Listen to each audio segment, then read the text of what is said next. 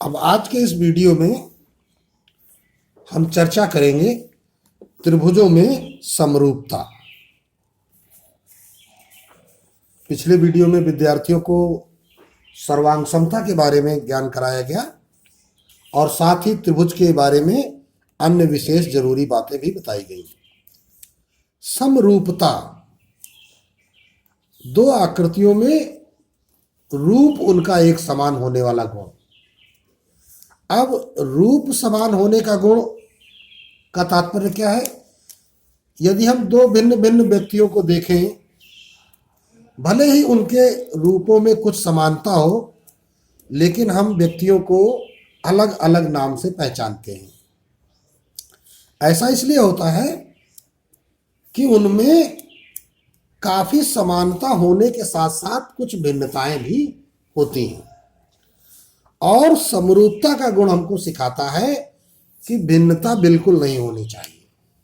जैसे आपको खड़ा किया जाए और आपके बगल में आपकी पूरी एक फोटो लगा दी जाए दीवार पर, और किसी तीसरे व्यक्ति से आपका नाम पूछा जाए तो वो आपका नाम बताएगा, और यदि फोटो की ओर इशारा करते हुए पूछा जाएगा कि यह कौन है, तो भी वह आपका ही नाम बताएगा। क्यों? क्योंकि आकृति और आप में दोनों में समानता का जो विशेष गुण पाया जा रहा है वही समरूपता है। अब बात जब हम त्रिभुजों में करेंगे तो हमने एक त्रिभुज ये देखा, देखने में विषमबाहु त्रिभुज लग रहा है, और फिर हमने एक त्रिभुज यह देखा।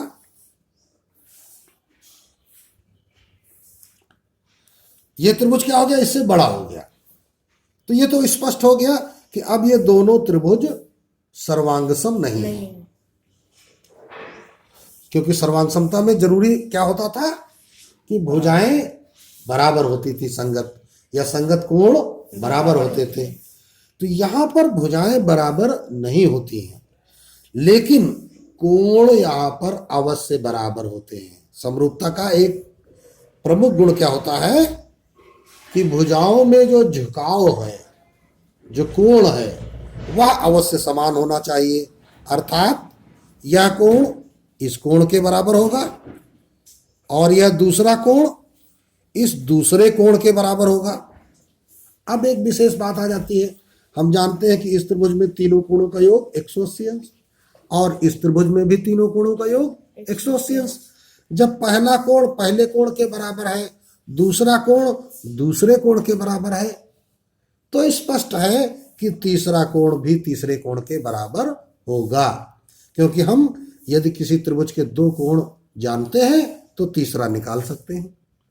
अगर मान लेते हैं कि ये 60 अंश है और ये 40 अंश है, तो हमको क्या पता हो जाएगा तुरंत? 60 40 100, इसका मतलब ये कितना है? 80 है। तो भाई जब ये 60 इसके बराबर था तो ये 60 अंश हो गया, और ये 40 अंश हो गया, तो ये भी कितना हो जाएगा? 80 अंश हो जाएगा। तो इस प्रकार किन्हीं दो त्रिभुजों में समरूपता होने के लिए केवल और केवल एक ही जरूरत है। वो क्या? कि दोनों त्रिभुजों के दो कोण परस्पर समान हो। कोई दो कोण परस्पर समान हो, तो अगर त्रिभुज के दो कोण आपस में समान है तो दोनों त्रिभुज समरूप कहलाएंगे। तो अब हम इनका नामकरण कर दें, A B C P Q R. तो हमने निष्कर्ष क्या निकाला? यदि त्रिभुज ए बी सी तथा त्रिभुज पी क्यू आर में कोण बी बराबर कोण क्यू, ठीक, तथा कोण सी बराबर कोण आर, तो कोण कोण समरूपता नियम, इसे हम कोण कोण समरूपता नियम कहते हैं, से त्रिभुज ए बी सी समरूप त्रिभुज पी क्यू आर कहलाएगा। तो ये तो हमने आपको शुरुआत में त्रिभुजों की समरूपता के बारे में, उसके प्रतिबंध और नियम सिखाया। अब हम इसके बाद इसके महत्वपूर्ण प्रमेय का सत्यापन भी विद्यार्थियों को सिखाएंगे और सभी विद्यार्थी ध्यान से इसका सत्यापन सीखेंगे। इस अध्याय की शुरुआत आधारभूत समानुपातिकता प्रमेय अर्थात थेल्स प्रमेय से की जाती है। आधारभूत समानुपातिकता प्रमेय या थेल्स प्रमेय क्या है, इसकी परिभाषा विद्यार्थी देखें, लिखी हुई है और ध्यान से समझेंगे। किसी त्रिभुज की एक भुजा के समांतर खींची गई रेखा अन्य दो भुजाओं को जिन दो बिंदुओं पर काटती है वे बिंदु उन भुजाओं को समान अनुपात में विभाजित करते हैं।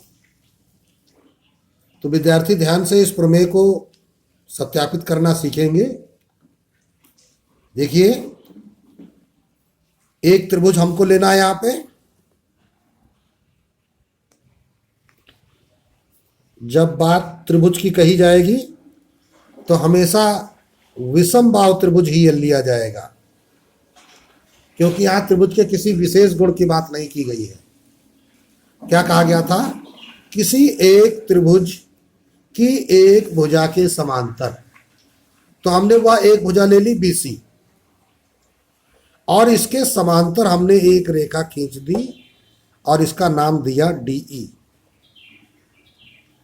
DE रेखा क्या किया है हमने? BC के समांतर खींचा है, जैसा कि प्रश्न ने हमसे कहा था। एक भुजा के समांतर खींची गई रेखा अन्य दो भुजाओं को, अन्य दो भुजाएं कौन सी हैं? AB तथा AC को जिन दो बिंदुओं पर, अब किन दो बिंदुओं पर? D और E पर काटती हैं, वे बिंदु अर्थात D तथा E उन भुजाओं को अर्थात AB और AC को, D AB को और E AC को समान अनुपात में विभाजित करते हैं। ये तुम्हें सिद्ध करना है। तो किसी भी प्रमेय के सत्यापन के लिए विद्यार्थियों के लिए पहला कार्य है कि आप फिगर बनाएं। दूसरा कार्य है एक हेडिंग डालें, ज्ञात है। ये ज्ञात है क्या है? ये आपको यहां से पता चलता है जो आपसे प्रश्न पूछा गया है, और जो आपसे प्रश्न पूछा गया है उसके लिए आप हेडिंग डालें मुख्य प्रतिज्ञा।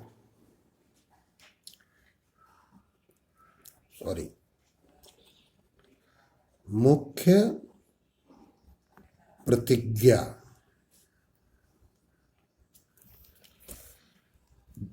तो ये मुख्य प्रतिज्ञा अर्थात जो प्रश्न ने हमको बताया है इसको हम मुख्य प्रतिज्ञा बोलते हैं, और इसके बाद में अगली हेडिंग पड़ती है ज्ञात है। ज्ञात है में क्या करेंगे? इस मुख्य प्रतिज्ञा में जो हमको तथ्य बताए गए हैं वो हम लिखेंगे इस फिगर की मदद से। उसने कहा था किसी त्रिभुज, तो हम क्या कहेंगे? ABC त्रिभुज।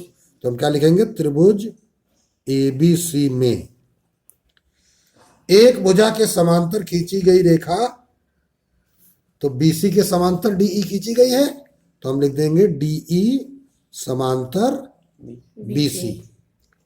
ये किया गया है। फिर क्या कहता है?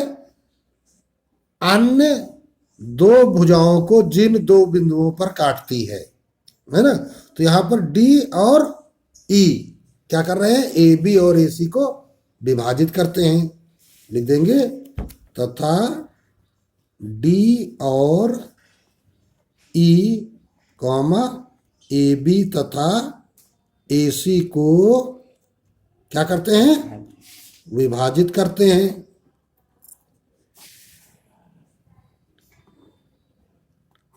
इतनी बात तुमको पता थी।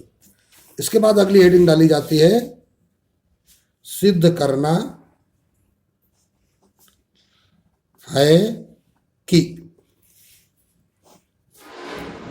सिद्ध करना है कि क्या तुम्हें सिद्ध करना है कि ये जो D और E बिंदु हैं जो AB और AC को विभाजित कर रहे हैं, ये क्या करते हैं? समान अनुपात में विभाजित करते हैं। अर्थात D AB के दो टुकड़े कर रहा है। कौन कौन से?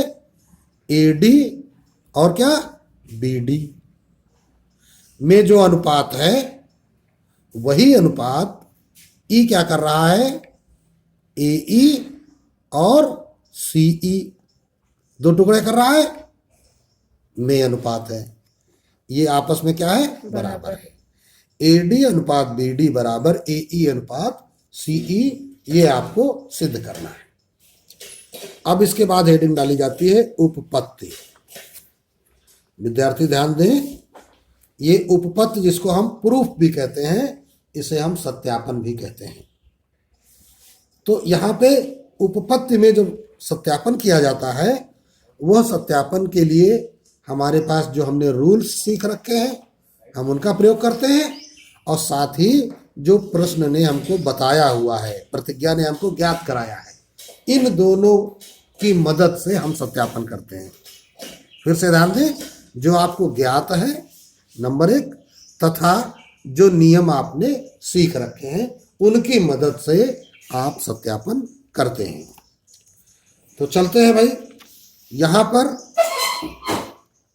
जो हमें सत्यापन करना है, यहाँ समानुपातिकता का जो हमें सत्यापन करना है, इसके लिए हमें सहारा लेना पड़ेगा त्रिभुज के क्षेत्रफल का। तो चलते हैं, सबसे पहले हमें क्या करना है, इस फिगर को हम थोड़ा सा अलग एक कागज पर इसका कुछ हिस्सा निकालते हैं और विद्यार्थियों को समझाने का प्रयास करते हैं। हमने पहले भुजा ले ली AB, और यहां पर इस फिगर को हमने इतना निकाल लिया। जरा ध्यान दे विद्यार्थी, हम कितने फिगर को निकाल रहे हैं। ये देखिए, हमने इतना फिगर निकाल लिया हुआ है, ठीक है। तो इतना फिगर जब हमने निकाला है, अब इस फिगर को हम क्या करते हैं, थोड़ा सा घुमा के सीधा करते हैं। ये बात जो हम सिखा रहे हैं विद्यार्थी बहुत ध्यान से समझें, क्योंकि यह एक महत्वपूर्ण प्रमेय है। यदि आप इसको अच्छे से सीख गए तो समझ लीजिए आप आने वाले अध्याय को बड़ी ही सरलता और सुगमता से हल कर पाएंगे। इस फिगर को हमने घुमा लिया। चूंकि हम त्रिभुजों के क्षेत्रफल की चर्चा बात कर रहे थे, तो हम जानते हैं कि त्रिभुज का क्षेत्रफल क्या होता है, 1/2 आधार इंटू ऊंचाई। तो अगर त्रिभुज ADE के क्षेत्रफल की बात करी जाए, तो इसमें आधार क्या बन गया, AD। क्या आधार बन गया, AD, और E से हम इस पर एक शीर्ष लंब डाल लेते हैं। ये हमने एक शीर्ष लंब डाल दिया। तो इस प्रकार जो हमारा क्षेत्रफल बनेगा वो क्या बनेगा, 1/2 आधार AD गुणित शीर्ष लंब। इसका नाम हम कोई यहाँ पे नाम कर देते हैं, इसका नाम हमने रख दिया F, EF, ठीक है। ये किस त्रिभुज का क्षेत्रफल आ गया, त्रिभुज ADE का, ठीक है ना। इसी प्रकार यदि हम त्रिभुज BDE का क्षेत्रफल निकालना चाहें, इसका अगर क्षेत्रफल निकालना चाहें, तो देखिए BDE में क्या है, आधार क्या है, BD। अब विद्यार्थियों को एक बात जरूर दिख रही होगी कि ADE त्रिभुज न्यून कोण त्रिभुज है, इसके सारे कोण न्यून कोण हैं, लेकिन यह त्रिभुज क्या दिख रहा है, अधिक कोण त्रिभुज दिख रहा है। अब इस अधिक कोण त्रिभुज में जब आप E से आधार पर लंब डालेंगे, थोड़ा सा इसको अलग सीखते हैं कि देखिए यह एक अधिक कोण त्रिभुज है, इसका नाम हमने रखा EDB, इसी फिगर का है, अलग कर लिया है। अब हमको करना क्या, शीर्ष E से आधार पर लंब डालना है। तो अगर हम शीर्ष E से लंब खींचेंगे जो कि आधार पर हो, तो उसके लिए हमें आधार को पीछे बढ़ाना पड़ेगा, और तब हम E से इस पर लंब डाल पाएंगे, तब ये समकोण बनेगा। अर्थात अधिक कोण त्रिभुज में जो शीर्ष लंब होता है वो आधार से बाहर किसी बिंदु पर आकर मिलता है। एक एक शब्द को हमारे विद्यार्थी ध्यान दें। तो यहां पर भी ये जो EF लंब है वो इस त्रिभुज का शीर्ष लंब कहलाएगा, अर्थात इस त्रिभुज में EF लंब त्रिभुज BDE का भी शीर्ष लंब होगा। तो आधार क्या हो गया, 1/2 आधार BD और शीर्ष लंब इसका भी क्या हो गया, EF। तो इस प्रकार हमने जो इस त्रिभुज की रचना का भाग निकाला था, विद्यार्थी ध्यान दें जरा, इस त्रिभुज का हमने A, D, B और E इतना भाग बाहर किया था। तो देखिए हम क्या करेंगे, E से हम एक लंब डालेंगे,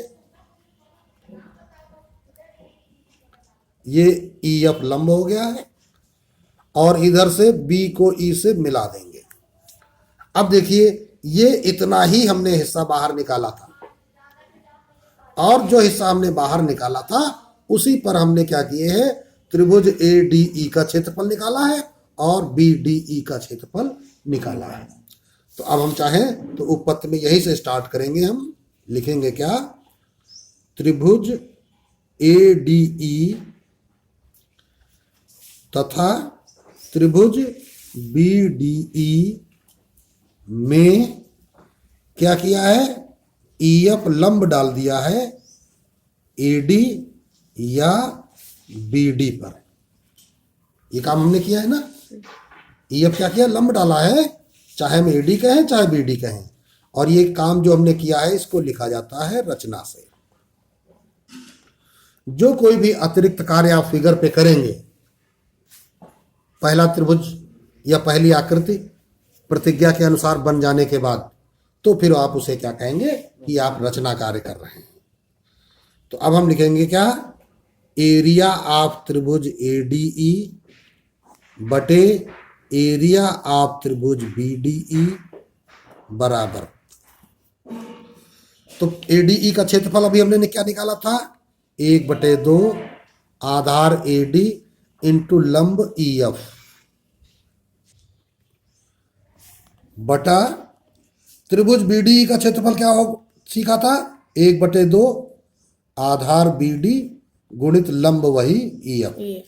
दोनों में हमने क्या देखा था कि लंब हमारा EF ही था। तो अब देखते हैं, EF कैंसिल आउट हो जाएगा, ये हाफ हाफ कैंसिल आउट हो जाएगा, तो हमारे पास ये जो रिजल्ट आ गया, एरिया ऑफ त्रिभुज ADE बटे एरिया ऑफ त्रिभुज BDE बराबर AD बटे BD, इसको हम डाल देते हैं समीकरण नंबर 1। ये बात विद्यार्थियों को ध्यान से समझ में आ गई होगी। तो अभी देखिए आपने किया क्या है, एक्चुअल में आपने केवल एक साइड ली है, AB साइड। इस त्रिभुज में AB साइड को लिया था और शीर्ष बनाया था किसको, E को। अब इस बार क्या करेंगे, हम पाला बदल लेंगे। अब हम चले जाएंगे AC साइड में। जब हम AC साइड में चले जाएंगे तो शीर्ष क्या बन जाएगा, D। तो D से फिर हम C को मिला लेंगे और D से एक लंब डाल देंगे, F के बाद नाम रख लिया हमने G। ठीक है ना, हमने लंब कौन सा डाल दिया, G। DG लंब डाल दिया AE पर, ठीक है ना। और E ने क्या किया था, इस AC के दो टुकड़े किए थे, AE और CE। तो AE ने त्रिभुज बनाया ADE और CE ने त्रिभुज बनाया CDE। तो अब हम लिखेंगे इसी प्रकार एरिया ऑफ त्रिभुज ADE बटे एरिया ऑफ त्रिभुज CDE बराबर 1/2। ADE का क्षेत्रफल क्या होगा, अब ये वाला क्षेत्रफल नहीं लिया जाएगा, अब इसमें आधार क्या बनेगा AE और लंब क्या बनेगा DG। आधार बन गया AE और लंब बन गया DG। इसी प्रकार CDE में क्या होगा, 1/2 आधार बनेगा CE और लंब बनेगा DG। DG कट जाएगा, हाफ हाफ कट जाएगा, तो एरिया ऑफ त्रिभुज ADE बटे एरिया ऑफ त्रिभुज CDE बराबर आ गया AE बटे CE। ये बन गया समीकरण नंबर 2। ठीक, इतना काम विद्यार्थियों को समझ में आ गया होगा। अब एक बात आपको विशेष ध्यान से देखना है, वो क्या है कि यहां देखिए ADE बटे BDE लिखा हुआ है, यहां ADE बटे CDE लिखा हुआ है। तो देखो ADE तो समान मिल रहा है, ये BDE और CDE समान नहीं मिल रहा है। फिर हम तुरंत फिगर में पहुंचेंगे। जरा हम देखें क्या BDE, देखिए जरा BDE, ये सबको दिखाई पड़ा। और देखिए क्या CDE। अब इस आकृति को हम पुनः नए पन्ने पर लेंगे। ध्यान दे जरा विद्यार्थी, ये रहा D, ये रहा E, और ये है आपका B,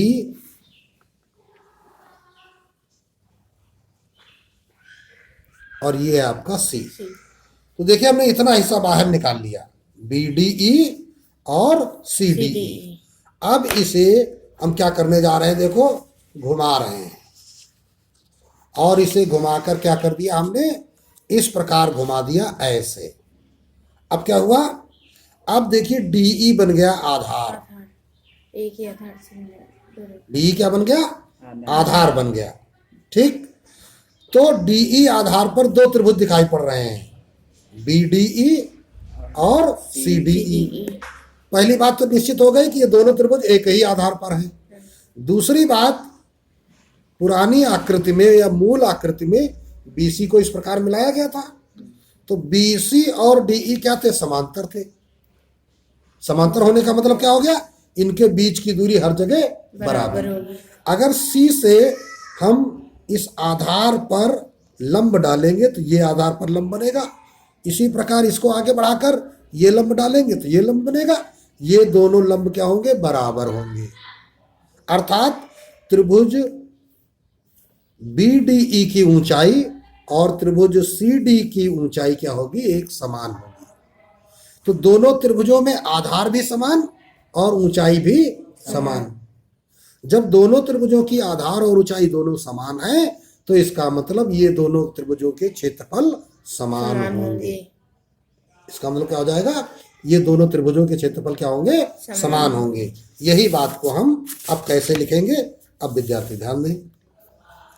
हम लिखेंगे क्या, चूंकि त्रिभुज BDE तथा त्रिभुज CDE एक ही आधार, कौन सा आधार एक ही है, DE, तथा समांतर रेखा BC के मध्य बने हैं। देखिए इस स्टेटमेंट को विद्यार्थी ध्यान दें, ये जो दोनों त्रिभुज हैं एक ही आधार DE और समांतर रेखा BC के मध्य बने हैं। तो नियम क्या कहता है, एक ही आधार और समांतर रेखा के मध्य बने त्रिभुजों के क्षेत्रफल समान होंगे। तो अब लिखेंगे क्या हम, अतः इनके क्षेत्रफल समान होंगे। ये नियम पीछे सिखाया जा चुका है।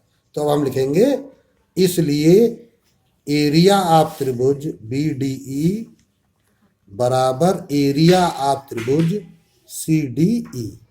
ये समीकरण नंबर 3 बन गया। ठीक है ना। तो अब देखिए भाई, यहां पर BDE काहे के बराबर हो गया, CDE के बराबर हो गया। तो अब वही पहला समीकरण हम उठाएंगे।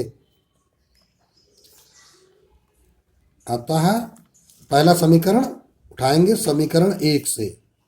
क्या है समीकरण 1, एरिया त्रिभुज ADE बटे एरिया ऑफ त्रिभुज BDE बराबर AD बटे BD। ये पहला समीकरण हमने उठाया हुआ है।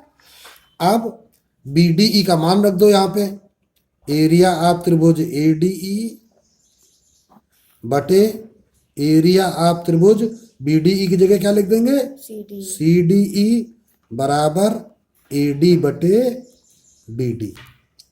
ठीक, अब विद्यार्थी थोड़ा सा अपना ध्यान से देखते जाएंगे।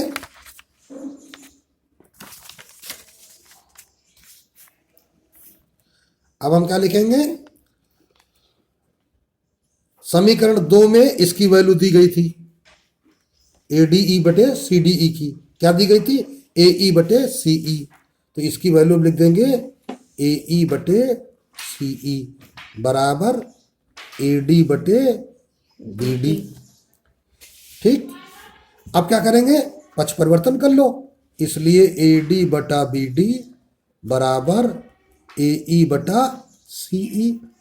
अनुपात में प्रकट कर दो, ए डी अनुपात पी डी बराबर ए ई अनुपात सी ई। ये आपका सत्यापन हो गया।